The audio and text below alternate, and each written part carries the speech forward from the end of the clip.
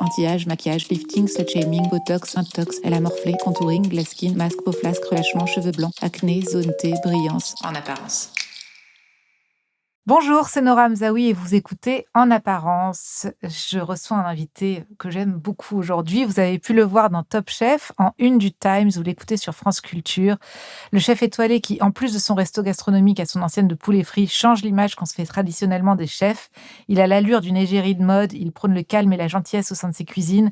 Serait-ce l'homme idéal? Je suis très heureuse de recevoir Maurice Acco. Salut Nora. Salut. J'ai fait aucune erreur sur Non, ton... aucune erreur. Trop bien. Juste la partie homme idéal. Non, tu crois pas? Non. Pourquoi? Je fais pas à manger à la maison en vrai. C'est vrai? Tu cuisines encore chez toi? Non, pas du tout. Bah non, mais tu peux pas, c'est pas possible. Mais non, c'est. En vrai, je pourrais, mais j'ai juste la flemme. Ouais, mais normal, des formations Bruxelles, c'est comme si tu me disais si moi je fais des blagues à la maison, je suis d'hyper mauvaise humeur. Ouais. Ça y est. C'est vrai. Tu vois, t'as tout donné pour ton métier, quoi. Ouais, c'est ça. Enfin, sorti de là, tu sais, mais. Ma meuf, elle en peut plus, tout le monde lui dit. Ouais. T'as de la chance, vous avez de la chance avec un chef cuisinier, vous devez super bien manger à la maison. C'est la réplique de sa vie. Et c'est en fait, non, pas du tout. Non, mais si t'es en vacances en off, je suis sûre que si. Enfin, ou en tout cas, quand tu l'as rencontré. Ouais. Si. T'as dû quand même séduire un peu par là. Un homme qui sait cuisiner, c'est quand même génial, quoi. C'est mieux pour séduire la belle-mère, en fait, savoir cuisiner. Ah, c'est vrai, c'est vrai. Tu fais la belle-mère dans la poche tout de suite. Bon. Est-ce que tu pourrais être avec quelqu'un qui n'aime pas la nourriture? Non, impossible. Ouais. En vrai, moi, pour moi, c'est aussi un truc rédhibitoire, je trouve. Ouais, il y a un truc où tu dis tu n'aimes pas les plaisirs de la vie. Non, ouais, il y a un truc qui... Je te considère pas comme quelqu'un de confiance, quoi. Ouais, quelqu'un qui me dit, ouais, moi, je mange pour me nourrir, mais c'est pas important, je te juge tout de suite. Hein. Je suis en mode, bah non. Ouais. Et t'as mangé quoi, toi, ce midi? Ce midi, alors, j'ai pas mangé ce midi parce qu'on est en plein ramadan, mais... Ah bah oui. mais je sais déjà ce que je vais manger ce soir. Ouais. Et c'est une entrecôte avec sauce béarnaise et frites. Et je suis trop content. Mais tu sais déjà parce que quoi, tu sors manger ou je retourne au boulot. Et c'est ce que t'as prévu pour toi ce soir? C'est ça. Et frites comment? Frites pommes de terre, frites maison, mais c'est le staff meal, tu sais, nous, dans le restaurant, il y en a toujours un qui est prédisposé à faire à manger pour l'équipe. Ouais. Et donc, du coup, on se fait les menus à l'avance. Et la semaine dernière, on s'est fait un super thème. On a demandé à tout le monde c'était quoi son plat préféré. Et après, on en a fait un menu. Donc, tous les jours, on a le plat préféré de quelqu'un. Et entrecôte, frites, sauce béarnaise, c'est mon plat préféré. Ah, génial. C'est vrai? Ouais. Et c'est frites fines ou frites larges? Frites larges, tu vois, grosses frites, double cuisson. Ok. Bon, je sais pas, celui qui le fait, il a un peu la pression, quoi. Mais moi, je suis trop content. Tu sais que tu manges ça ce soir, t'es trop content. Ouais, tu vois, ça tient à ça, tu vois. Je parle, je suis content. Moi, je suis toujours contente quand je sais que j'ai mangé un bon truc le soir. J'aime pas du tout l'idée de devoir improviser, tu sais, qu'est-ce qu'on a dans le frigo, qu'est-ce qu'on va faire. Ouais. Qu'est-ce que je vais faire? J'ouvre le frigo et tout. Non, je sais pas faire.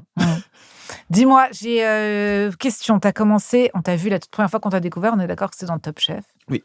T'as revu les épisodes, tu les voyais à l'époque. Comment ça se passe quand t'es candidate Top Chef, quoi? Alors, j'avoue que je les ai vus, mais je les ai plus jamais revus. Je revois des images de temps en temps, tu sais, quand je vois des portraits et tout. Mais j'ai regardé parce qu'on était à la saison du confinement, nous. Donc, j'avais que ça à faire. Franchement, si je bossais, je me serais pas regardé parce que c'est trop dur. J'arrive pas à me regarder à la télé. Ouais, c'est dur. Mais là, j'ai que ça à faire. Du coup, j'ai regardé la saison. Et c'était cool à regarder. Plus simple qu'à faire parce qu'en vrai, quand tu tournes, Top Chef, c'est une expérience qui est géniale, mais t'es sous pression, quoi. Ouais. Tout est fait pour que c'est pas la cuisine comme on fait au restaurant, tu vois. Dans un restaurant, tout est optimisé pour que tu fasses le moins de pas possible, tout est à côté et tout. Top Chef, ton plan de travail, il est là, ton fourneau, il est à 10 mètres, je sais pas pourquoi. Du coup, tu dois courir, tu mets ton truc à cuire. Pour les images, pour c'est ça, pour les images, quoi, tu vois. Donc, tu mets ton oignon à cuire, mais tu cours, tu vas de l'autre côté, tu fais que courir, en fait. Tu t'as tes 3 carottes, puis tu recours, tu retournes les mettre, et puis en fait, entre deux, on te parle. Quoi, t'as pas l'habitude de la caméra, donc tu passes un peu de temps à la caméra, ton oignon brûle. En fait, le mec, t'es en train de filmer ton oignon en train de brûler. Mais non. Donc les premiers épisodes, tu vois, les premières épreuves, j'avoue que c'était la course. Et après, bon, tu prends le rythme, tu t'habitues à parler aux caméras et tout, et ça va, c'est cool. Mais c'est un bon souvenir? Ouais, au-delà du fait qu'évidemment, c'est super pour toi tout ce qui s'est passé après, mais je veux dire, l'expérience en elle-même, c'est un truc que tu conseillerais par exemple à quelqu'un? Je conseillerais à quelqu'un qui est prêt. Moi, je l'ai fait, ça faisait 4 ans que je travaillais avec Thierry Marx, dont 3 ans où j'étais sous-chef. Voilà, je savais cuisiner, quoi. J'avais pas de doute là-dessus. Et j'avais un projet derrière. Et ouais, ça reste une super expérience parce que j'ai rencontré déjà des gens super, qui sont encore des amis aujourd'hui et que je vois régulièrement. Et en même temps, autant que professionnels qui se lancent, bah, pouvoir avoir l'avis, bah, de chefs qui, eux, ont 20 ans de carrière, 3 étoiles, 2 fois, 4 fois 3 étoiles. Bah, en fait, c'est hyper enrichissant pour nous d'avoir cet échange avec ces chefs-là parce que si j'avais ouvert mon restaurant directement, bah, ils seraient peut-être jamais venus manger et j'aurais pas eu cet échange avec eux sur ma cuisine, quoi. Donc, c'est un vrai gain de temps. OK. OK. Et dis-moi, quand tu dis que tu détestes, enfin que tu t'aimes pas revoir parce que t'aimes pas te voir en général ou t'aimes pas te voir à cette époque-là? Alors, Ou j'aime me voir dans un miroir et tout, mais c'est vrai que, bon, je pense que c'est pour la majorité des gens, mais c'est comme quand on écoute son propre vocal. Quand tu ah fais un vocal et que tu écoutes ta voix, c'est ça ma voix? Et en l'enfer. fait, non. Ouais. Tu vois? Donc c'est à la télé, tu ta voix et ta tête, quoi. Donc Ouais, je sais c'est pas. dur. Ouais, moi, j'ai jamais, même Cuisine ouverte, que j'ai tourné sur France 3 après, on a fait plus de là, c'est fini, on a fait plus de 170 épisodes. Ouais, Honnêtement, j'en ai regardé 10. ouais. Tu Et vois, au c'était tout pénible à début, regarder? ouais, je sais pas, c'était bizarre de me regarder, moi, pendant 30 minutes, en train de parler. Tu sais, tu une espèce de dissociation, tu dis: «Ce mec dans l'écran, c'est pas moi, quoi», mais Et est-ce que ce mec, il t'énerve quand tu le vois, par exemple? non, ce mec, j'aime bien, il a l'air sympa, en vrai. Ouais, mais c'est juste pas ouais, Ouais, voilà, c'est pas juste, totalement toi. voilà, c'est pas totalement moi, quoi, donc tu mets toujours un petit filtre aussi à la télé, même si moi, je reste très, nature, on va dire et que je sais pas faire de l'acting, donc tant mieux. Ouais. Ça se voit tout de suite, mais c'est vrai qu'il y a toujours une forme de un peu de malaise bizarre à se regarder soi-même. Et est-ce que quand tu, regardes, ou pas ces vidéos sur les réseaux et tout, est-ce que donc toi, tu peux être gêné par, juste le fait de te voir ou de t'entendre, ce que moi je compatis 1000 fois. C'est que moi parfois quand je vais à une projo d'un film dans lequel j'ai joué, genre je ne peux pas ou quand je regarde une chronique, il y a un truc où je préfère justement les chroniques, genre je regarde d'abord en bouchant les yeux, après Ouais. j'écoute le son et après je fais les 2 tellement le premier truc du son plus l'image, tu es là: «Ah mais qu'est-ce que c'est que cette personne qui bouge trop et qui a cette voix?» C'est genre vraiment insupportable. Mais, est-ce que tu regardes, les commentaires qui sont écrits sous? Est-ce que tu fais Les attention? commentaires? Ouais, Bah, je fais de moins en moins, en fait. Au début, justement, quand j'ai fait Top Chef, bah, ouais, j'étais à fond, je répondais aux gens en plus et tout, donc je voyais tous les coms, bon, j'ai vite arrêté de regarder Twitter, tu vois? ah bah, ouais. Toxique, hyper toxique comme réseau, mais je regardais et puis au fur et à mesure, en fait, je me suis détaché parce que tu te rends compte que il y a tout, quoi. Tu as du très Ouais, bon, tu as très peu de mauvais, mais le seul mauvais que tu vas voir, tu vas focus là-dessus. En fait, évidemment. c'est celui-là que tu vas rester dessus. Donc, en fait, quitte à ne pas regarder, autant, croiser les gens dans la rue et c'est beaucoup plus sincère et c'est réel, quoi. Ça existe pour Ouais, de vrai. ouais. Et quand tu dis que tu répondais genre, quand on aux trucs gentils ou même aux trucs désagréables Au ou truc gentil, j'avais répondu aux désagréables, ouais. bah, ils existent parce que tu leur réponds, donc si tu leur réponds pas, en soi, Bah, ils moi, j'ai fait l'expérience là récemment, c'est vrai que j'étais en colère, je sais pas, c'était une mauvaise phase de mon cycle, mais bon, j'étais genre, juste je vois un commentaire hyper désagréable, ça me saoule et donc je réponds à cette personne qui m'écrit: «Oh pardon, en fait, je suis désolée, j'avais mal ah! interprété» et tu là, oui, donc en fait, tu veux juste, te défouler au hasard sur n'importe qui et puis si je te réponds et qu'en fait, je suis gentille avec toi, tu vas être là, On peut être désolé. «Ouais, on peut Ouais, être c'est fou. désolé». Tu vois, je Ouais. m'attendais pas à cette réaction, tu vois? Ouais, ouais, ouais. Non, c'est après bon, tu en as d'autres qui Ouais. bref et puis évidemment j'imagine que ça a de moins en moins d'importance pour toi au fur et à mesure que ta carrière est Oui, c'est établie et que ça. tu es établi et qu'à un moment la réalité, elle se passe ailleurs, quoi. Oui, c'est ça, c'est que ça se passe ailleurs et puis tu te rends compte que dans la masse des gens, en fait, c'est rien du tout, quoi. Donc, Ouais. oui et que surtout que tu peux pas être, 100 de réussite, quoi. Donc, il y a forcément des gens qui vont dire: «Ah bah, je l'aime pas» ou «Ce qu'il fait, c'est nul», tu vois? Et c'est pas grave, hein, Et les c'est un critiques avis. sur le restaurant, c'est pareil? Est-ce que tu vas regarder Je suis un peu beaucoup? plus susceptible sur la Ouais, ouais. donc, si, on doit regarder les avis parce que pour nous, ça reste une boussole quand même, hein, même si, j'estime qu'on a le droit d'être d'accord ou pas d'accord, hein, parce que nous, ce qu'on propose, la cuisine, j'estime que chaque assiette qui sort de ma cuisine, bah, elle est vérifiée et je l'envoie comme je souhaite qu'elle le soit. Donc, si le bœuf, je le mets en sous-cuisson et que le client dit: «Le bœuf est cru», non, il est pas cru, on l'a cuit comme ça, donc ça ne te plaît pas, OK, mais voilà, il y a cette logique dans la critique où, on a le droit de l'accepter, mais on a le droit de pas l'accepter. Mais ça nous donne, si par exemple, sur 10 avis, il y a 6 avis qui nous dit: «Il fait un peu froid dans le restaurant», bah, c'est peut-être qu'il fait froid dans ce restaurant qu'il faut Mmh. qu'on le réchauffe, quoi. Donc, les avis de restaurant, on les prend comme, c'est notre boussole, quoi. On voit Ouais. et si on a des super avis sur un plat, bon, bah, on sait que ce plat fonctionne très bien et ainsi de suite, quoi. Donc, c'est des signaux faibles parce qu'on n'a pas 100 d'avis, même si on a plusieurs trucs, mais Mais il ouais, faut c'est important. regarder, ça, c'est important. Ouais, Ouais, c'est ouais, bien important. sûr. Et dis-moi, j'ai l'impression que tu as une esthétique qui est quand même hyper marquée. Ça dépend Là, des jours. t'es hyper Ça stylé. dépend des jours. Aujourd'hui, je suis en vert pelouse. Ouais, mais c'est tout le temps stylé. T'aimes bien les fringues quand même, non? Ouais. T'aimes la mode. Totalement. T'as été égérie. Oui. Je sais pas si t'es encore. Bah, là, je suis sur une campagne Berluti, là, Non, mais tu vois, c'est en quand route, même là. merveilleux, Mais franchement. Genre, franchement, ça me fait trop rêver. Je trouve ça trop cool. Je trouve ça mais trop cool d'être sur tous les aspects. Enfin, tu vois, il y a un truc.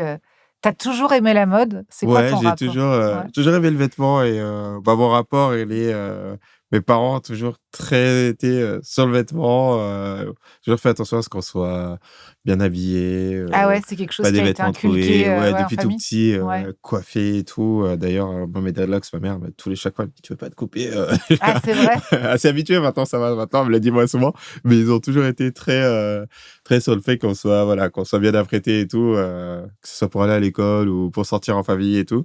Et je pense que ça m'est resté. Après, on fait un peu plus attention et cette doctrine, entre guillemets, ça devient la sienne. Et puis, au fur et à mesure, bon, bah, je me suis intéressé à la mode et tout. Mais Du coup, tes frères et sœurs, vous êtes issus d'une famille hyper nombreuse, c'est pareil, tout le ouais, monde, vous êtes tous stylés, quoi. Vous êtes ouais, tous ensemble, vous quasiment êtes tout le tous monde. Il y en a une qui s'en fout un peu plus, mais sinon, elle se il y en a, reconnaîtra. voilà, toujours un qui choisit de Ouais. de pas faire comme les autres. Mais sinon, ouais, tout le monde fait attention à ses vêtements et tout. Et je crois que, voilà, quand il y a des fêtes de famille et tout, bah, on prend plaisir à être tous habillés ensemble, quoi. Et tu as un goût hyper pointu, qui a évolué avec le temps. Genre, tu as eu des phases, tu as eu du mauvais goût, enfin, ou des fautes de goût, même si on ne peut pas dire mauvais goût, parce que c'est le goût de chacun, mais tu te dis, est-ce que parfois tu revois des photos de toi ado où tu te dis, ah Ouais. ouais, j'étais genre, c'est. Ouais, d'un point de vue capillaire, moi, j'ai tout fait. J'ai une crête, donc voilà, T'as une déjà. crête? Ouais, j'ai une crête, donc voilà, il faut l'assumer. Mais je fais partie de ces générations qui ont une crête, tu vois. J'ai un afro à la Steve Urkel aussi, très droit, tu vois. Steve Urkel, j'adore. La Tout droit, ref est tu vois. géniale. Ouais, le vrai afro tout droit. Ouais, j'ai changé de coupe à peu près tous les 4 ans, mais de manière assez radicale à chaque fois. Je faisais des cycles de 4 ans, là, ça va. Là, tu es sur un cycle depuis longtemps, Ouais, quand ouais, même, là. ouais, j'ai failli les couper il y a un an. On m'a dit non, non, non, tu fais surtout pas ça. Du Ouais. coup, j'ai juste fait un carré, j'ai réduit. J'ai j'ai raccourci. Mais c'est vrai que capillairement, j'ai fait pas mal de choses. Voilà, j'ai tenté T'as des trucs, quoi. exploité. Ouais, la teinture, tout Ah ça. ouais? Ouais. Teinture comment? Blonde. Ah ouais? Ça, Et c'était c'était vraiment bien? pas beau. Non, c'était Non. pas bien? Bah, à ce moment-là, moi, je l'aimais bien. Mais quand je regarde les photos, je suis en mode, non, Ah ouais? non, ça marchait pas.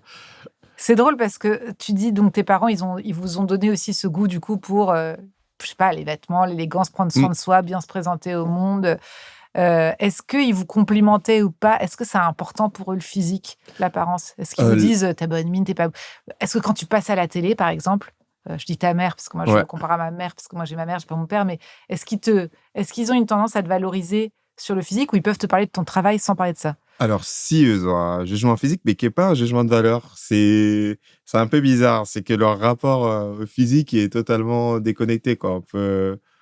C'est jamais une critique, c'est toujours ah, t'as maigri, ah, t'as grossi, t'as l'air fatigué, C'est t'as des pas l'air faits. fatigué. Ouais, c'est Ouais. des faits vraiment très. Où, ah non, mais après, nous, on a une famille où ça charrie beaucoup. Donc, si t'as le malheur d'être mal coiffé ou quoi que ce soit, ouais, ma mère, la première, hyper tout de suite. Ah ouais. Ouais, c'est quoi cette coupe? Ah, c'est quoi? Ah, mais tes chaussettes, elles sont trouées. Sans pitié.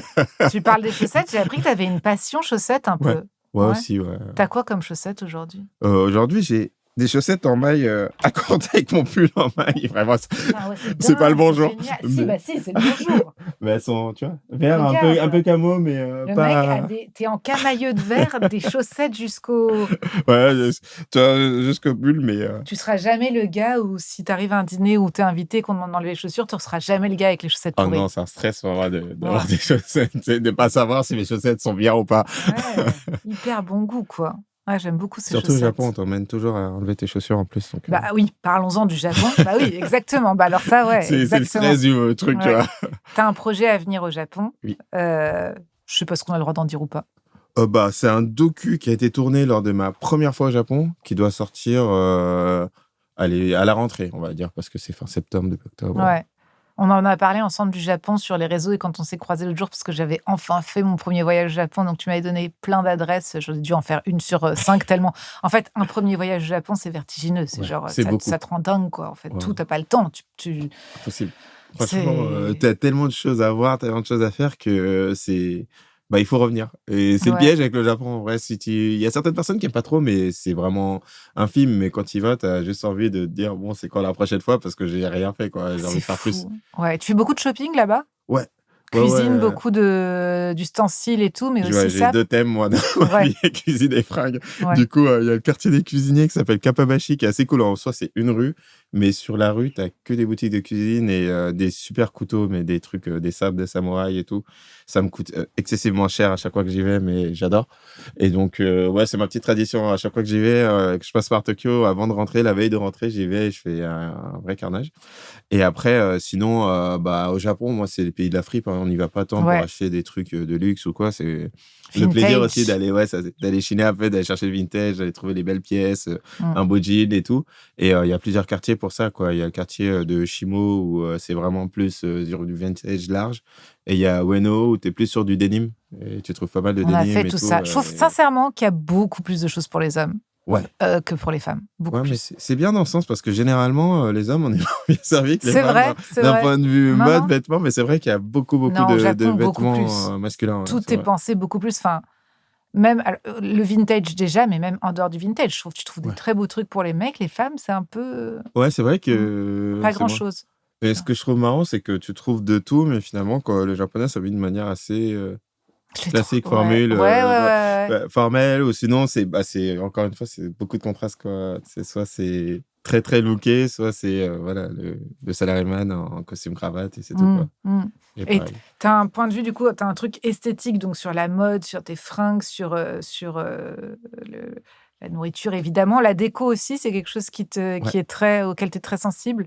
Ouais, ouais, je suis hyper sensible à la déco. Je trouve que moi, je suis quelqu'un d'hyper casanier. Je suis pas quelqu'un qui sort tout le temps et tout. Donc, je suis toujours dans un intérieur et je trouve que c'est hyper important de, bah, du coup, de soigner cet intérieur et de faire en sorte que d'être entouré de beau ou d'avoir du beau autour de soi. Moi, ça me fait du bien, en tout cas, d'avoir du beau autour de moi. Et donc, je suis hyper sensible à tout ce qui est architecture d'intérieur, design et tout. Et je trouve qu'on peut amener tellement de, comment dire, du conditionnement juste avec un beau décor que c'est bête de pas s'en occuper, quoi. Et tu as toujours été comme ça? Pareil, J'ai c'est un truc qui se transmet, genre vous aviez ce goût-là, pas tant que ça, maintenant? je pense que c'est plus personnel ça. J'ai toujours été un peu maniaque sur les bords, donc j'ai toujours aimé, ranger, avoir du propre autour de moi et tout et je pense qu'au bout d'un moment, bon, bah, à force de ranger et de nettoyer un espace, bah, tu as envie de décorer aussi Ouais, et ouais, je pense que c'est juste une dérive, de ma maniaquerie, l'architecture et en tout cas la passion pour la déco. OK. Ado, tu étais comment? Elle ressemblait à quoi ta chambre d'ado? Du coup, elle était pas du tout c'était pas du tout le bordel, Ouais, c'était genre c'était non, c'est une sorte de à l'état bipolaire, machin, parce que j'ai partagé avec mon frère qui, lui, c'est un ouais, il m'a dit: «Oh, tu le sais très bien si tu m'entends». C'est un vrai bordélique, ah mais ouais? vraiment, il en fout mais partout. C'est le genre de mec qui ouvre le placard, qui hop, tu sais pas où il dort, en fait, le lit est enseveli Je et connais bien, je peux voilà. mais lui, il estime que c'est très organisé, je pense. Il s'y retrouve. Lui, Ouais. s'il dit t-shirt bleu, il trouve le t-shirt bleu là-dedans, il le met, quoi. Donc Mmh. voilà, c'est qu'il y a une maîtrise quand même et moi, de mon côté, bah, c'est l'inverse. Moi, j'aime avoir mes t-shirts pliés dans mon placard et tout. Donc même le poster, faut qu'il soit droit, le poster de Poster de qui? c'était Ronaldinho à l'époque, OK. ouais, ouais, super, le vrai foot, le beau foot Mmh. Mmh. et et du coup après, mon lit, ma petite armoire avec mes vêtements bien pliés dedans et tout et c'est tout, quoi. Donc Tu quel genre d'ado? T'étais bien dans tes pompes, bien, populaire, déjà un peu bien sapé, cool et tout? Enfin, même si tes parents t'ont inculqué ça, mais je veux dire, quel genre l'adolescence qui est toujours une ouais, c'était période un un moment un peu, peu un peu de ouais, transition, je te ouais, dirais. ouais. Heu, bah, moi, ouais, j'ai toujours été avec, des potes, hein, toujours été un peu plus populaire, mais jamais été, le mec le plus cool du lycée et c'était très bien parce que j'aime pas, quand toute l'attention est sur moi donc c'est bien. J'étais dans on va dire, j'étais dans le groupe cool, mais j'étais pas le cool. Sans être le plus cool. Voilà, c'est ça, Ouais. donc sans avoir la responsabilité d'être le plus cool aussi et très pote, quoi. Moi, j'ai adoré sortir avec mes potes, voilà, jouer au foot, faire des soirées, traîner à rien faire, tu vois? C'était vraiment, moi, je suis très, très pote. Il y en a qui étaient très filles, aller draguer, sortir en boîte et tout. Moi, c'était moins mon truc. Plus Ado, pote. ouais, j'étais plus Ouais, pote, pour le ouais. coup. Et tu savais déjà ce que tu avais envie de faire plus tard? Tu avais déjà cette passion? Pas du tout. Ah En ouais? vrai, pas du tout. À ce Ah ouais, moment-là, moi, je voulais juste chiller. ouais. Vraiment, jouer à la console, traîner et tout, ça m'allait très bien. Et quand on m'a dit, ouais, choisir un métier, j'étais en mode, bah, je sais pas quoi. Je vais peut-être continuer en général, le temps de savoir. Et je sais pas, un jour, la cuisine, c'est arrivé en mode révélation, quoi. C'était vraiment pas quelque chose Ouais, que j'avais prévu. raconte. Bah, je sais pas si tu vois tous les documentaires sur TF1, M6 le dimanche à 18h quand t'es à moitié endormi sur les hôtels et tout. Donc, immersion dans un palace et ils font ils vont voir le concierge qui fait atterrir un hélico, qui remplit une chambre de fleurs et tout. Et déjà, j'adorais ce que je voyais. Tu vois, cet univers me parlait. Et ensuite, au bout d'un moment, il y a une partie en cuisine et je sais pas, je bloquais dessus systématiquement. Donc, ce reportage, on le voit plusieurs fois. Et au bout d'un moment, quand j'ai approfondi la réflexion, je me suis dit, en fait, ce truc, ça m'intéresse, quoi. Ouais. J'ai envie d'en savoir plus. Et c'est comme ça que je me suis lancé en cuisine. Mais avant ça, quand j'ai dit à ma mère que je voulais faire, c'était BEP à l'époque, faire un BEP en cuisine, ça a bien fait rire pendant 10 minutes, quoi. Ouais, mais c'est hyper rassurant ce que tu racontes. Pour tous les gens qui Ouais. nous écoutent, qui n'ont aucune idée de ce qu'ils veulent faire et tout, mais en fait, c'est normal, quoi. C'est quand même la plupart des gens, tu vois. Ils sont rares ceux qui disent à 5 ans, je faisais déjà la petite mousse. T'es là-bas. Non. Non. Non, pas du tout. Tu jouais à la console. Merci. C'est ça, je jouais à la console et vraiment, c'est un intérêt, je dirais. C'est plus là-dessus que je me suis dit, la générale, j'avais l'opportunité d'y continuer, mais je ne voyais pas trop de sens. Je me suis dit, je vais aller vers ce qui m'intéresse et c'est vraiment le seul truc où j'avais l'intérêt et la capacité parce que je suis très intéressé par le foot, mais j'ai pas le talent. Donc, donc voilà, il y a aussi ça. Mais j'irai après, mais je me suis lancé comme ça et j'ai de la chance parce que ça m'a plu, mais tout de suite, quoi. Alors que j'avais pas cuisiné avant et je cuisinais pas du tout avant, quoi. Et du coup, quand tu fais Top Chef, ça fait combien de temps déjà que tu cuisines et que t'es en... Quand je fais Top Chef, je m'inscris en BP à 15 ans et je fais Top Chef. Ça faisait à peu près 10 ans. 10 ans que je faisais ce métier, du coup. Ok. Dont 7 ans vraiment, parce qu'avant j'ai fait de l'apprentissage, mais dont 7 années vraiment à fond, quoi. Et dès le début, tu sais que c'est ça. Genre, y a Dès pas le un premier truc... TP. Franchement, dès le premier TP, premier cours de cuisine, du coup, tu sais, tu as la veste de cuisine et tout, le tour de cou, la toque, tu sais, tu te sens déguisé, t'es avec tes potes qui sont, voilà, pareil, tout le monde est défroqué comme personne dans la tenue correctement. Et il nous dit, on va faire une volaille, on va habiller une volaille. Bon, déjà, habiller, qu'est-ce que tu veux dire par là? Donc, bref, la préparer et tout.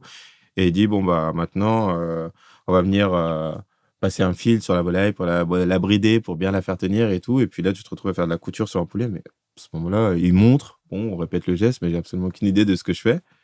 Mais ça veut dire que je le fais très bien. Ouais. Les chefs me félicitent. Ils me disent, c'est bien ce que tu fais. On cuit le poulet, il sort du four. On voit le poulet, il est beau. On le goûte, il est super bon. Et à partir de ce moment-là, tu sais, j'ai été pris au jeu, quoi. Je me suis dit, putain, c'est trop bien. Je prends le... Je sais faire un truc, c'est hyper concret. Avec mes mains, c'est hyper concret, quoi. Ouais. J'ai le poulet, je fais un truc avec mes mains, et à la fin, le poulet, il est super bon. Et ça, c'est juste l'étape 1, parce que quand je saurais très bien le faire, je pourrais le faire comme je veux, quoi. Ouais. Et je pense que dès le début, je me suis dit, trop bien, j'ai vu l'opportunité là-dessus. Et qui cuisinait chez toi? Ma mère. Cuisine bien? Ouais, cuisine super bien. Franchement, c'est un vrai chef, ma mère, pour le coup, parce que elle, voilà, on était une famille de 9 enfants, plus elle faisait à manger pour 20, elle a distribué aux voisins et tout. Et franchement, elle a toujours très bien cuisiné. Et encore aujourd'hui, quand j'y vais, c'est elle qui cuisine. Hein, donc, ouais. Et quand elle vient parfois, j'imagine, au resto? Ouais. Est-ce que parfois elle peut être critique? Ah ouais, elle est toujours, voilà.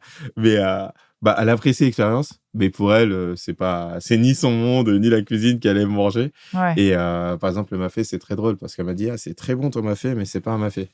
Ah ouais? J'ai dit, si, c'est un mafé. Parce qu'elle trouve quoi? Que c'est une réadaptation? Que oui, c'est trop... ouais. elle est très classique, donc ça va trop loin dans la réadaptation, tant sur la forme que sur la quantité servie, que sur le type de plat. En fait, pour elle, c'est quelque chose d'autre, quoi. Mais en même temps, elle arrive à dire que c'est très bon. Donc, elle, son resto, c'est plutôt celui de poulet frit Mosugo. Ah ouais? Ouais. Là, par contre, elle me critique pas, elle aime beaucoup. Faut absolument ça aussi que je mange. Ça me donne tellement faim. Poulet frit, ça se fait super bien. Bah ouais, t'en as 3 de restaurants de poulet frit, c'est ça? On en a 3 à Paris, donc c'est trop bien. Ça, c'est né pendant le Covid. Donc, ah ouais? Nous, on avait le restaurant en septembre 2020. Donc, on a dû le fermer 6 semaines après parce qu'il y a eu le reconfinement. Et à ce moment-là, nous, on devait faire quelque chose, quoi. On était ouvert que depuis un mois, on n'avait pas de bilan, donc on n'avait pas d'aide et tout. Et on s'est dit, on va faire Mosuke mais to go, ce qui a donné Mosugo. On va pas te chercher Laurent sur le nom, on n'avait pas le temps. C'est bien, en même temps, ça marche. Ça marche. Et je me suis dit, tiens, je croyais pas trop au plat, tu sais, au plat classique à emporter, à amener à la maison et tout. Pour moi, le restaurant, c'est un endroit, quoi. Et c'est le contrat de base, c'est j'ai pas envie de cuisiner, donc on va me servir à manger. Et donc, à partir du moment où on te demande de préparer les 3/4 des trucs chez toi, en fait, ça a déjà perdu la magie du resto, quoi. Et donc, je me suis dit qu'on allait faire du street food. Et moi, j'adore le poulet frit. Je me suis dit, je vais faire mon poulet frit. Et c'est comme ça que c'est né Mosugo. Tu vas en ouvrir d'autres en France ou il y en a d'autres en France? Non. Au début, je pensais que je voulais faire ça. Ouais. Mais en fait, non, j'ai plus envie. Là. Ah bon? Non, ça y est. Ouais, non. Tu sais, bouger, courir aux quatre coins du truc, je me suis rendu compte que ça me plaisait pas, en fait. Bah ouais. Puis t'as une famille. Donc, ouais, c'est ça. J'ai une famille, une petite fille de 2 ans et ma femme enceinte du 2e. Là, alors félicitations. Merci. Donc, un petit garçon. Donc, comment ça se fait que t'aies pas l'air fatigué, quoi? Parce que t'es pas fatigué, en fait? Si, en fin de semaine, si, je suis fatigué en vrai, hein, mais je marque moins la fatigue et je dors pas beaucoup depuis très longtemps. Donc, c'est vrai? Ouais, un spécialisé sommeil, il me dirait que c'est catastrophique. Mais, combien? Je dors en moyenne entre 4 et 5 heures. Donc, si l'enfant se réveille la nuit, tu peux te lever sans problème et ne pas être fatigué. On a une réparte. Elle a fait la première partie de soirée, tu vois. Ouais. Et moi, j'arrive vers 23h et je fais le 23h. Je me couche vers 2h du mat. Moi, à 23h, 2h du mat, c'est ma partie, quoi. Ok. Et après, il y a un truc ingrat d'ailleurs sur la maternité. C'est que ma femme, elle a fait toutes les nuits comme elle allaitait jusqu'à ce que l'enfant soit sevré. Ouais. Et après, c'est moi toutes les nuits depuis ses 8 mois. Elle se réveille toutes les nuits. Elle a 2 ans. Bah ouais. Bon, ça va, c'est des réveils. C'est juste qu'elle dort pas dans son lit. Donc, faut la prendre. Vous faites quoi, du cododo? Non, mais elle veut venir dans le lit, quoi. Donc, c'est la guerre. Mais c'est marrant, j'ai plein d'amis qui ont vécu ce truc-là. Et nous, notre fille n'a jamais voulu dormir avec nous. C'est trop bien. Ouais, c'est trop bien, mais à la fois, t'es presque en train de te dire, est-ce que je dois mal le prendre? Enfin, vraiment, je me souviens de moments où il était genre, il avait la crève et que tu sais, tu dois aller toutes les 2 secondes aller le moucher et tout, et que t'es là, tu sais quoi, reste dormir dans le lit, ce sera plus simple. Et il est là, non, je dors pas bien quand t'es là, ok, c'est pas grave. Mais en effet, hyper trop bien. C'est ta rêve, ça, j'adore. Est-ce que t'as une routine? Attends, je trouve ça fou quand même. J'ai l'impression de parler, de faire 1000 phrases à la minute, mais bon, on a l'habitude, on est là pour ça. Je disais, t'as ce côté très mode, t'es quand même égérie, t'es mannequin. En fait, t'es un peu mannequin, quoi. On peut dire mannequin, quoi. Ouais, mi-temps, hein, un petit mi-temps. Ouais, mais c'est quand même chouette. Ça te flatte, ça te rend heureux, ça? Ouais, c'est cool parce que ça me fait déjà sortir de ma cuisine. Moi, je trouve que c'est important d'un point de vue psycho de pouvoir aussi faire des choses à côté, pas être très mono-tâche, quoi. Et en même temps, je trouve ça cool de pouvoir, tu sais, porter, croiser un peu ses propres valeurs avec les valeurs d'une marque, aussi représenter une marque. Et puis, c'est stylé, quoi. Autant me voir en vidéo et tout, ça me dérange. Autant une belle photo, je trouve ça cool. Ouais, oui, parce que puis en plus, j'imagine que tu peux maîtriser un peu plus et que tu... Ouais, sur la photo, t'as plus de... Voilà, tu peux dire, ouais, ok, là, ça me plaît pas. Alors que la vidéo, on la prendre comme elle est entière, quoi. Ouais. Donc, mais ouais, j'aime bien et je trouve ça cool, quoi. Et tu fais très attention à toi, physiquement ou pas? Non, pas du tout. C'est vrai? C'est ça le pire, c'est que... Je mets des crèmes et tout, mais... tu sais, je suis dans une cuisine, quoi. Je me brûle, je me coupe. Tu mets genre les crèmes. On a le visage gras. Si je mets des crèmes, je suis obligé. Ça, c'est ma seule coquetterie, c'est les crèmes. Les tiennes ou tu piques celles de ta meuf? Ah non, j'ai plus de crèmes que ma meuf. C'est vrai? Elle doit en avoir 3. Moi, j'en ai 12 des crèmes. Ah, c'est vrai? Ouais. Et j'ai des crèmes pour toutes les occasions. Donc, si pour le coup, les crèmes, c'est mon truc, quoi. Tu veux bien m'en dire plus sur ta routine crème? Ça m'intéresse vachement. Ma routine crème, alors celle du matin, j'ai Chanel qui fait la Boy de Chanel, qui est vraiment cool. C'est une petite crème avec un peu de... Je sais même pas ce qu'il y a dedans, un acide ou quoi, mais ça fait du frais. C'est ma crème du matin, c'est bien. Et puis ça fait une sensation de froid, tu vois, donc j'aime bien. Et après, le soir, il y a une crème Horace, qui est une crème matifiante et qui est bien parce que je trouve que je sens pas le gras. Donc du coup, tu vois... Parce que j'aime pas quand ça sent. Tu sais, quand t'as la sensation quand tu sens la crème et que tu vas te coucher, j'aime pas trop. Quoi. Donc, oui, elle te matifie un peu, elle a un truc un peu. Ouais, t'as l'impression qu'il y a un côté un peu plus. Donc, ça, c'est mes 2 crèmes visage. Ouais, t'as vraiment tes crèmes à toi. T'es pas comme ces mecs qui vont fouiller les. Mais après, j'en ai d'autres que j'essaye au fur et à mesure. Tu sais, les genres de crème, je me dis, celle-là, elle a l'air bien, j'essaye. En fait, je reviens toujours à la même. Mais donc, du coup, j'accumule. T'as pas encore de sérum ou d'antirides, tout ça? Non, pas encore. Non, J'ai réfléchi, tu vois, je me dis, est-ce que commençant tôt, ça marche mieux ou pas? Je sais pas si t'as testé. Les sérums et tout? Ouais. Moi, j'ai toute une routine, si tu savais. Moi, j'ai le sérum vitamine le matin, j'ai l'antiride le soir. Moi, j'ai tout. J'adore, ça me passionne, j'adore le faire. J'adore prendre soin de moi. Et du coup, tu penses qu'il faut commencer tôt? Mais qui prend ses conseils en même temps, va commencer tôt ou faut attendre de voir les rides pour contrer? Non, je pense qu'il faut... de toute façon, ils te disent tous pour les rides, c'est genre SPF tout le temps, protection solaire tout le temps. Le truc qu'il ne faut pas commencer tôt, c'est le rétinol, qui est supposé être un truc pour les rides, vraiment. Ça, il ne faut pas commencer tôt. Il faut attendre que les premières rides soient installées. mon avis, hein, mon expertise. C'est sûr Voilà, qu'il y a des gens qui nous écoutent et qui sont là, elle dit n'importe quoi, ce qui est possible aussi. Mais non, mais après, j'imagine, tu fais du sport et tout, tu dois avoir une bonne hygiène de vie, non? Hygiène de vie, non, elle est naze. Ah bon? Ouais, totalement nul, mon hygiène. Alors, j'ai une bonne hygiène de vie à un moment, puis après, se fait percuter par l'ouverture de mon restaurant il y a maintenant 6 ans. Et depuis, j'ai jamais réussi à rétablir un truc bien, tu vois. Genre 0 sport? Quasiment, hein. En vrai, avant, j'allais à la salle de sport 4 fois par semaine, je mangeais bien, je dormais au moins 6 heures, tu vois. Ouais. Et depuis que j'ai ouvert le resto, j'ai plus le temps, donc j'ai supprimé le sport, vraiment. Bon, après, on a un métier qui est tellement physique que, bon, ça va, je me maintiens, quoi, mais c'est vrai que j'ai arrêté le sport, quoi. Ah ouais. Et je me rends compte quand on fait les fêtes de famille et tout, quand on fait des foot avec les neveux et tout, bon, c'est plus chiant, quoi. Tu sens que, bon, faut reprendre le sport. Et alors, attends, dans le style que je continue, donc la peau excellente, voilà, le style, aujourd'hui, on est sur un camailleux de verre. Ouais. Pour ceux qui ne nous voient pas et qui nous écoutent, on est vraiment complètement sur un camailleux de verre, très joli gilet. Et donc, tes cheveux, tu disais, et toi, c'est quoi? T'as quelqu'un qui s'en occupe? Tu vas chez le coiffeur? Ouais, je vais chez le coiffeur. Je suis obligé pour les dreadlocks, on est obligé de... Il y a un soin particulier.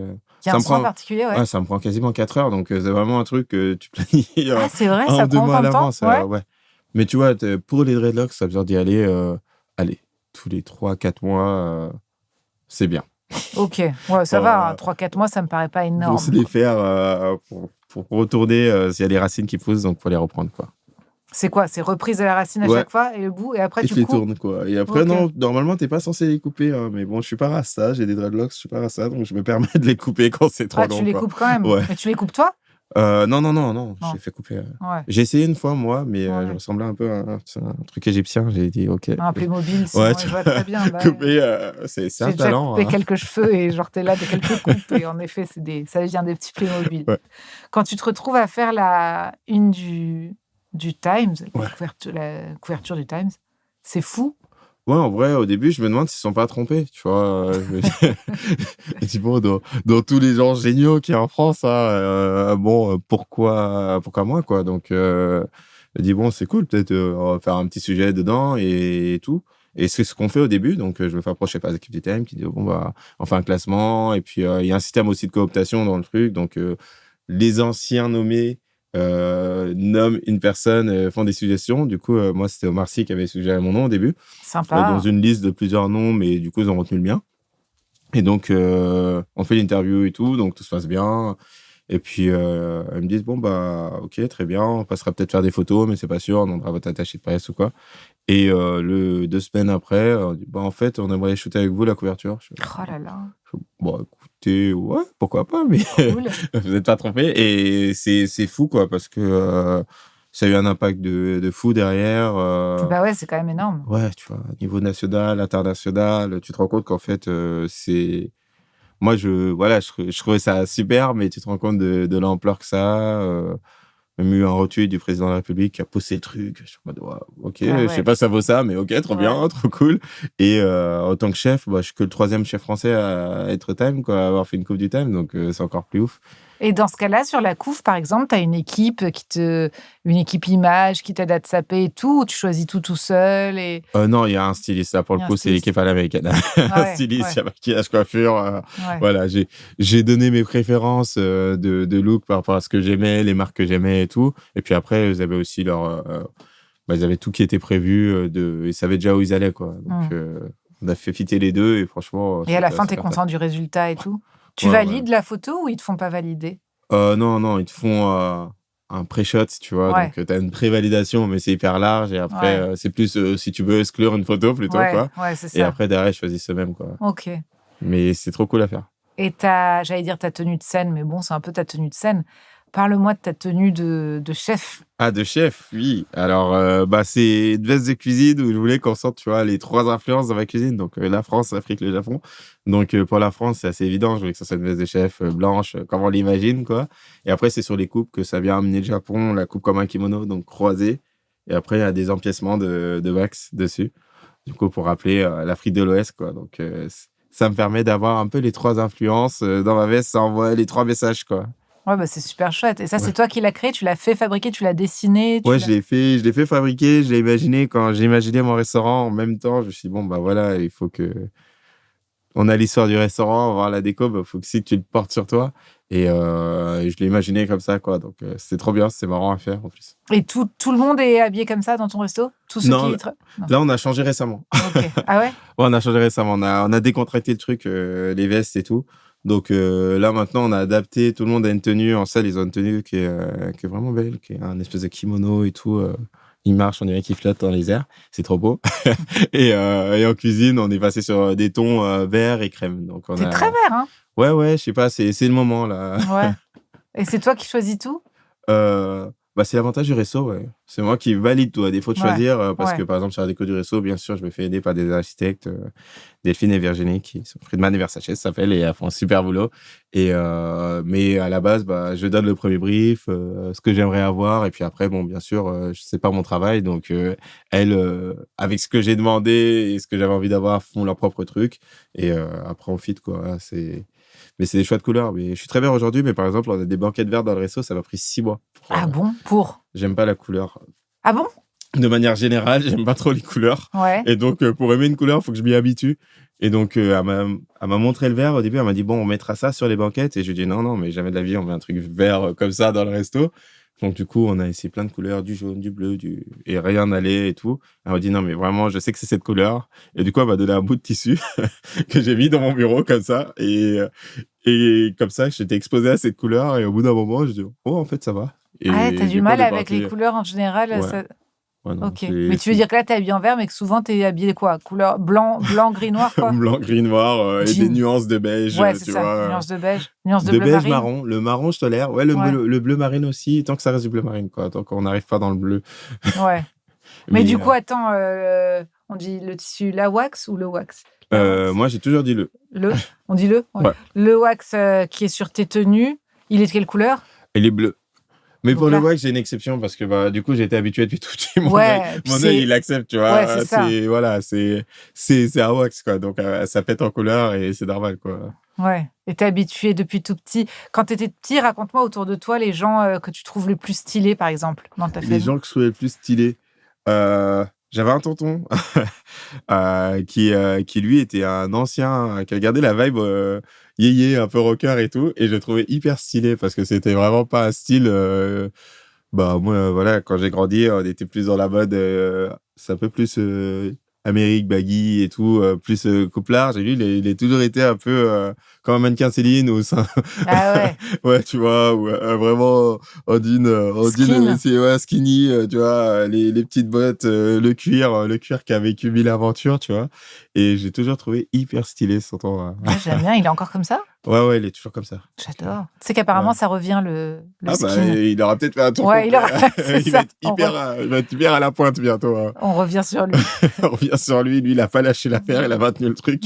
Mais j'ai toujours trouvé hyper stylé. Alors, c'est pas un style que je porte, mais je trouve que ça avait un vrai charisme. Et ma mère aussi. Ma mère a toujours... Elle s'est jamais mise à la tenue occidentale. Elle est toujours restée en pagne, des super beaux pagnes, du boubou et tout. Et j'ai toujours trouvé ça stylé. Et t'as toujours trouvé ça facile pour toi, au lycée, au collège, en primaire, ou est-ce que tu as le sentiment qu'il y avait de moins en moins. Tu vois, en grandissant, j'ai trouvé ça moins compliqué. Au début, quand t'es petit, oui, t'es gêné parce que t'as tous les parents qui sont habillés normaux et t'as ta mère qui a un boubou jaune, rouge, vert, tu vois. C'est un harlequin qui avance comme ça. Et t'es en mode, bon, maman, tu vas vraiment t'habiller, tu vois, un peu plus classique, quoi. T'aurais aimé petit? Petit... Non pas que j'aurais aimé, mais par contraste, c'est vrai qu'on nous regardait beaucoup, quoi, à ce moment-là. Et moi, c'est pas forcément ce que je préfère, quoi. Donc, c'était plus comme ça. Mais après, en grandissant, non, justement, au contraire, je suis super content parce que pour elle, c'est aussi son identité, quoi. Ouais, bien sûr. Elle a décidé de se dire non, je vais pas renier ce truc-là. Moi, je reste comme je suis et je garde ça. Et je trouve ça hyper fort de sa part. Hyper fort, mais sauf que c'est vrai que quand t'es petit, t'as tellement envie d'être dans une forme de norme et tout. Ça. Que je me dis, pareil, est-ce que quand tes potes, ils viennent à la maison, ils voient une manière de vivre différente et tout, et est-ce que toi, c'est genre toujours facile, ou est-ce que quand t'es petit, tu te dis, moi, c'est des questions que je me suis vachement posées beaucoup, mais en effet, quand tu dis, plus tu grandis et plus ça passe. Ouais. Je me souviens qu'en primaire, moi, d'avoir une mère qui parle arabe, pas de père, famille pas classique, quoi. Ouais. T'as un truc où tu te dis, ouais. Nous, c'est bizutage de venir chez nous. Ouais, t'es arrivé, ça tombait dessus comme ça. Moi, j'aimais bien ramener mes potes justement parce que les beaux, ils comprenaient pas ce qui se passait, quoi. Ils arrivaient et puis. Ouais, mais j'ai l'impression qu'il y a un truc quand même toujours joyeux. Par tout le monde. Ouais, c'était hyper joyeux, quoi. Ouais. Mais c'est une tournade, quoi. Tout le monde est hyper joyeux. C'est comme s'il y a une fête tout le temps à la maison, quoi. Tu vois, tu vis dans une fête et il faut s'y habituer, quoi. Donc, quand j'ai ramené mes potes, au début, c'était un peu. Et puis après, à la fin, tu les retrouves en train de danser dans le salon sur la. Ok, bon, c'est cool. Ouais, c'est bon, il est bien. Je laisse ça. Trop chouette, quoi. Mais moi, c'est comme ça que j'ai grandi, quoi. Donc, ouais, mais donc du coup, ça a toujours été une force, tes origines, d'où tu viens et tout. Et ça n'a jamais été un truc où tu as dû avoir le sentiment que tu devais te justifier ou subir quelque chose. Tu as toujours réussi à. J'ai toujours réussi à. En tout cas, j'ai toujours vu que le positif, là-dedans, j'ai toujours dit que, ouais, c'est une force et que, justement, on avait un mode de vie qui correspondait pas forcément à la moyenne et comment les gens vivaient chez eux, quoi. Et j'ai toujours trouvé ça cool parce que ça avait l'air mieux chez moi. Ouais. Nous, on s'amusait, on se marrait. Ouais. J'avais toujours des potes pour jouer avec moi à la console.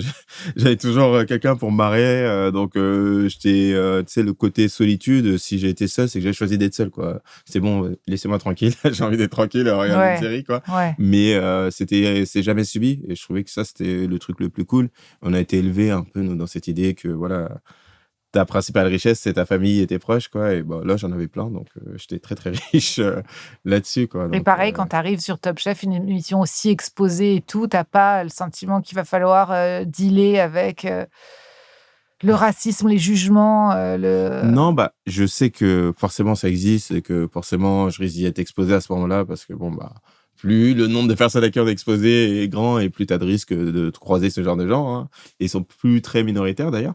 Mais à ce moment-là, à ce moment-là, je me dis, bon, bah, allons-y et justement, sois qui tu es et puis essaie pas de tricher, quoi. Et pour moi, c'est une constante pour tout, quoi. J'essaie jamais de dire des choses pour faire plaisir à quelqu'un ou de faire quelque chose pour faire plaisir à quelqu'un. J'essaie de faire mon truc. Et puis après, c'est livré quand c'est livré. Et voilà, quoi. Après, ça plaît pas. Je fais jamais pour que ça déplaise, mais en tout cas, ça déplaît. Bon. En plus, en vrai, je m'attendais à pire, entre guillemets, quand je fais Top Chef. Et en vrai, j'en ai pas reçu grand-chose. Et encore, c'est plus des critiques sur ma compétence que du racisme, quoi. Ouais. Je dirais que la seule fois de ma vie où j'ai été confronté à un vrai racisme, c'est quand je cherchais mon premier appartement. Du coup, à la fin, la parade, c'est que j'envoyais ma femme et c'est comme ça que j'ai trouvé mon premier appart. Et je te jure que c'était un appart où j'avais posé un dossier, mais pas de réponse. Et elle y a été, visite, elle a posé des trucs. Ouais. On est à l'appart et finalement, voilà, bah, du coup, j'ai pris le relais. J'ai dit, ah, super, vous acceptez le dossier, allez, je prends. Et c'est comme ça que j'ai mon premier appart. Mais à côté de ça, bon, on parle de tout ça et j'ai l'impression qu'il y a quelque chose chez toi qui aussi raconte ton succès, ton aura, ce qui se passe autour de toi qui est trop cool. J'ai l'impression que tu aides aussi à faire changer les mentalités dans, je sais pas, ta douceur, ta gentillesse. Je crois que c'est hyper important pour toi. Par exemple, en cuisine, tu dis que le calme et Le calme, c'est vraiment important pour moi. Et puis, il y a un côté méditatif dans la cuisine, en fait. Je fais ce que je pense, mais aussi, il faut penser ce qu'on fait. Et je pense que le silence, en tout cas le calme, il aide à la concentration, quoi. Et donc, moi, c'est important. Et pas de créer en cuisine. On a un métier qui a tellement de problématiques là-dessus, sur des sujets de violence, qu'elles soient verbales, physiques, sur le harcèlement et tout, que, on va dire, je fais partie des nouvelles générations de chefs. On essaie un peu de casser le truc. Ouais. On cherche des solutions et tout. Mais la première, c'est déjà là où c'est le plus simplement réformable, on va dire, c'est sur qui on est, comment on se comporte et comment on arrive à manager une cuisine pour inspirer par l'exemple. Et c'est le plus important pour moi, quoi, que les gens qui sont dans mon équipe, ils voient qu'on peut faire tourner un restaurant, être exigeant sans être violent. Et la parité, je crois aussi, parce que je crois qu'il y a aussi, on m'a dit qu'il y avait beaucoup de femmes dans ton équipe. On a de plus en plus de filles dans l'équipe, donc c'est trop bien. Et donc, voilà, on fait en sorte que, en fait, le monde appelle le monde, entre guillemets, et c'est vrai que c'est cyclique, hein. Des fois, j'ai des équipes avec quasiment que des filles, d'autres fois, c'est repasse filles, c'est quasiment que des garçons, et là, ça se rééquilibre et tout. Donc, mais c'est bien pour ce métier-là, qu'on regarde la parité, parce que ce qui est la stat la plus moche, on va dire, dans notre métier, c'est que dans les écoles de cuisine, c'est quasiment 50-50. Il y a autant de filles que de garçons qui ont leur diplôme et qui sortent de l'école de cuisine.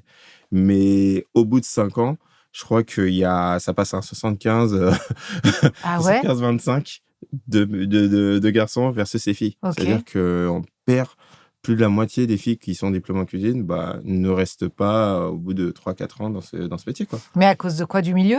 À Qui est cause trop violent, principalement à trop cause des misogyne, trop... milieux, pas assez adaptés aussi, parce que une femme de 25 ans qui a envie d'avoir des enfants, au bout d'un moment, une fois qu'elle a son enfant, elle doit revenir travailler. Mais est-ce qu'on lui propose d'aménager son temps de travail? Est-ce qu'on lui propose de faire quelque chose pour qu'elle puisse bénéficier de sa maternité et faire ce métier? La réalité, c'est que c'est non. Et que donc certaines doivent arrêter le métier à cause de ça alors qu'elles aiment ça, et d'autres c'est juste l'environnement qui est trop macho, trop violent, trop dur, et qu'elles s'y retrouvent pas, quoi. Donc et c'est dommage de dire que si elles sont inscrites à l'école de cuisine et qu'elles ont leur diplôme, c'est qu'elles avaient une vraie volonté, une vraie passion pour ce métier, et qu'on arrive à les dégoûter. C'est pas fou, et surtout, je pense que c'est pas notre rôle de dégoûter les gens d'un travail, et c'est plutôt notre rôle de les encourager. Donc, j'essaie aussi, moi, de prendre beaucoup de stagiaires dans mon restaurant, et prendre une part de stagiaires de 3e, parce que j'ai trop mignon, parce qu'eux ne savent pas du tout. Stage d'observation, génial. Ils font rien, les pauvres, ils sont Passion. là, ils aident toujours un peu, ils sont toujours un peu dans le passage, mais... tu sais, quand à la fin ils partent et qu'ils disent oui, c'est bon, j'ai choisi, je veux faire ça, en fait, c'est trop bien. Tu te dis, c'est trop bien. T'en as fait un, toi, de stage de 3e? Il y avait déjà ça? Ouais, il y avait déjà ça, mais moi, j'avais fait à côté de chez moi. J'ai vraiment pas fait pratique en mode quel métier je veux faire. C'était qui veut bien prendre en stage, ok, je viens. Ouais. Oui, d'ailleurs, le stage de 3e, c'est quand même souvent ça. Ouais, c'est souvent ça, tu vois. Donc, nous, quand on en a qui nous envoient des lettres de motivation et tout, je me dis, qu'en 3e, c'est trop bien, quoi. Donc, bien sûr, si on peut les prendre, on les prend. Et le but, c'est que quand ils partent, ils disent, ouais, je veux faire ce métier parce que j'aime bien l'ambiance en cuisine, c'est trop bien, et ils se projettent déjà dedans, quoi. Toi, tu l'as vu changer beaucoup le métier? Ouais. En vrai, j'ai vu beaucoup changer parce que c'est... en vrai, même le profil du cuisinier a énormément changé. Après, les émissions de cuisine aussi, ils sont pour beaucoup, hein, mais à l'époque, la cuisine, c'était une voie de garage. C'était vraiment, tu travaillais mal à l'école, allez, tu vas en hôtellerie-restauration. Moi, j'ai fait par choix. Et on a tenté de m'en dissuader quand j'ai choisi. Mais je me souviens que dans ma classe aujourd'hui, là où j'ai eu mon bac pro, je pense que sur 30 élèves, on doit être 5 à être restés dans le métier, parce que ceux qui ont fait ça, ils l'ont fait parce qu'il n'y avait pas autre chose. Et ils ont eu leur diplôme, et après, ils ont arrêté quand ils ont vu la réalité du métier, quoi. Donc, et aujourd'hui, on a beaucoup de gens, c'est des vocations, on a beaucoup de gens qui viennent de général, on a beaucoup de gens qui sont des réorientations. Donc, des gens qui sont diplômés en philo, en truc... Reconversion un peu professionnelle. Ouais. C'est ça, et à un moment, moi, dans ma cuisine, j'avais un bac plus 5, un bac plus 3, un bac plus 7. J'ai dit, les gars... Donc, j'avais une équipe où tout le monde... Sans doute le dernier métier qui sera abîmé par l'IA. C'est ça, le coup, trop bien. C'est trop cool, quoi. Mais je pense qu'il y a aussi cette recherche de sens. Tu vois, en ce moment de l'IA, tu disais tout à l'heure, il y a quelque chose d'hyper concret dans ce métier où... Voilà, le matin, je ressors mes truc, carottes, c'est génial. Je les transforme, et j'en fais une purée, j'en fais ce que je veux, un gratin. Voilà, c'est concret. J'ai pris ma carotte, je l'ai transformée en gratin, je la sers au client, il mange. Merci, c'est super bon. Tu vois ce que je veux dire? Il y a un truc où tu es très... C'est très concret, quoi. Ouais, c'est très agréable. Donc, il y a certaines personnes qui ont une formation dans des métiers où, justement, ils apprennent des lignes de code, des choses comme ça. Et en fait, au bout d'un moment, où ils font des métiers où ils n'ont pas trop le sens. Et c'est bon, si je faisais quelque chose de plus concret, c'est vrai que la cuisine, ça a cette force, la pâtisserie aussi, d'ailleurs, cuisine-pâtisserie, ça a cette force du concret, aussi de liberté totale, quoi. Ouais. Puis la reconnaissance directe de ce que tu fais, quoi. Ouais, évidemment. Et alors, attends, j'allais te dire un truc, ça m'a fait penser à ça. Ah ouais, non, mais alors rien, je sors un peu du sujet, mais parce que du coup, on parlait de Top Chef et du fait que le métier avait beaucoup changé, qu'il y avait aussi beaucoup de gens... Il y a quand même un cliché, mais dis-moi si je me trompe, j'ai l'impression, alors c'est peut-être Paris, des formations professionnelles de Paris, mais bon, là je suis en tournée franchement dans plein de grandes villes, mais clichés de grandes villes, mais le petit bar à tapas, tous les gars sont tatoués, enfin franchement ils ont tous le même. Mais c'est quoi ce truc? On dirait tous des gars, ils ont tous le jean un peu retroussé, le tatouage, ça te tutoie. Le petit tablier. C'est fou. Le tatouage. Mais qu'est-ce qui se passe? Il y a une mode du chef, quoi? Ouais, il y a une mode je dirais du bistrot à la parisienne, quoi. Il y a la bistronomie, et c'est un des enfants, on va dire, de la bistronomie, ce côté un peu bar à vin, petite assiette, voilà. Je te tutoie d'office. Chef tatoué, ouais. Un petit bonnet, une casquette, une moustache. Tu vois, ouais, c'est devenu un nouveau standard, hein. En vrai, c'est un standard. Ah non, et moi, je trouve que c'est... Et tu le trouves dans toutes les grandes villes, toi, ça... Mais même un langage, je trouve, pour parler de la bouffe. Genre, quand tu lis les trucs gastronomiques ou les critiques et tout, il y a vraiment un langage. Je trouve qu'il y a vraiment des mots nouveaux. Ouais, c'est très le fooding, hein, qui a poussé cette cuisine-là. Ouais. Et maintenant, aujourd'hui, qu'on a fait un nouveau standard aussi, mais je trouve ça trop cool parce que c'est c'est une autre manière de voir la restauration et c'est des cuisiniers qui ont autant d'exigences sur la section du produit, mais qui ont décidé d'avoir un truc plus chill dans l'approche et de rien sacrifier dans l'assiette. Et je trouve que c'est une belle approche aussi, quoi. Oui. Après, t'as un peu l'impression qu'ils sont tous dans leur tête à Brooklyn. Tu vois ce que je veux C'est dire? Brooklyn, c'est ça. Il y a des clones de clones, de clones, de clones, de clones. Dans le même genre, on a le coffee shop en ce moment. J'allais te dire, hallucinant. Mais ceci dit, ça ne s'arrête pas. Je pense que ça marche. Enfin... Ça marche, c'est fou. Il y en a, mais partout, quoi. Ouais, mais moi, j'arrive pas à comprendre leur 3 business ou 4 plan. mois. Parce qu'à un moment, je m'étais dit, mais ça se trouve, faut en ouvrir un. Enfin, tu vois, visiblement, c'est l'avenir quand tu Mais je comprends pas le business plan. Moi, nous, près de chez nous, il y a un truc, genre un coffee shop minuscule, mais toujours blindé. Et je me disais, mais je comprends pas parce que, en fait, il fait genre du café, peut-être du matcha, un cookie. Le loyer, je vois pas comment c'est rentable. Enfin, il y en a partout. C'est rentable, faut pas être beaucoup, quoi. Faut pas être plus de 2 salariés, sinon t'es mort, quoi. Et en vrai. Mais moi, je comprends pas parce que des fois, il y en a qui ont certes acheté leur café cher et qu'ils ont acheté un latte à 8 balles, mais ils restent une heure, quoi. Et c'est pas, et les surfaces, elles sont jamais grandes, quoi. D'ailleurs, donc, souvent, maintenant, ils disent no laptop et tout. Genre, tu peux pas boire ton café à 8 balles et travailler toute la journée avec. C'est pas possible. C'est bien, c'est bien qu'ils fassent ça parce que vraiment, moi, je me disais, parce qu'en terrasse, avec ta bière, avec ton café, si tu restes une heure, au bout d'un moment, tu te fais chasser, hein. C'est évident. Donc, tu ne vas pas ouvrir c'est pas le projet. Pas de coffee shop en vue. Alors, j'ai fait une ville. J'ai fait une ville où le petit-déj, plus loin que le coffee shop, juste le petit-déj, mais je sais pas si t'étais à Copenhague. Non, mais il paraît que c'est hallucinant en termes pour la nourriture. Il paraît que c'est incroyable. La bouffe, le niveau des restos, il est fou. Et sur le petit-déj, ils sont hyper costauds en coffee shop. Et quand je suis parti de là-bas, j'avais envie d'ouvrir un coffee shop. Je me suis dit, pas pour faire des cafés, mais pour faire des petits-déj. Moi, je rêve. Alors là, c'est fou que tu dises ça. Moi, je rêve, donc franchement, vas-y, d'un endroit de petit-déj. Mais pas forcément pas le brunch, je veux un truc de petit-déj. Ouais, moi aussi, je trouvais ça génial d'aller dans un endroit et prendre un petit-déj. Et je pense aux touristes et je me dis, les pauvres, ils ont pas 40 000 options, en fait. Soit ils vont dans un café, mais bon, tu prends un mauvais croissant et voilà, tartine, et un café, quoi. jus d'orange. Un truc qui bosse le petit-déj et tu viens à un récent petit-déj. Salé, le petit-déj, moi, je suis très petit-déj salé. Ouais, je suis très salé, moi aussi, sur le petit-déj. Donc, je trouvais ça génial. Donc, je me suis dit, peut-être. Je suis rentré avec cette envie. Je me suis dit, tiens, j'ai envie de faire un truc de petit-déj. J'ai hyper faim. Ça y est, il est l'heure qu'on aille dîner. Enfin, que tu... pas tout de suite pour toi. Pas tout de suite. Mais mon entrecôte, bientôt ton entrecôte. Quelle cuisson? Saignant, l'entrecôte. Très bien. C'est bien.